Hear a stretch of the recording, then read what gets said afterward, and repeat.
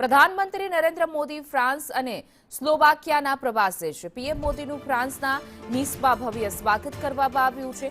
આજે પીએમ મોદી અને મેક્રોન વચ્ચે મુલાકાત પણ થવાની છે। નાઇસમાં ઇન્ડિયા ઇનોવેટ્સ 2026નું ઉદ્ઘાટન કરશે।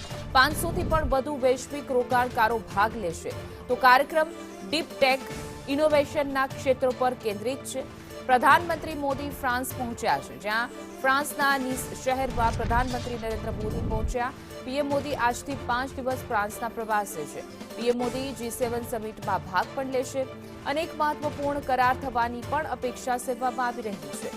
પીએમ મોદી અને ફ્રાન્સના રાષ્ટ્રપતિ વચ્ચે મુલાકાત આજે થવાની છે। ઇન્ડિયા ઇનોવેટ્સ ઇવેન્ટનું પણ ઉદ્ઘાટન કરશે।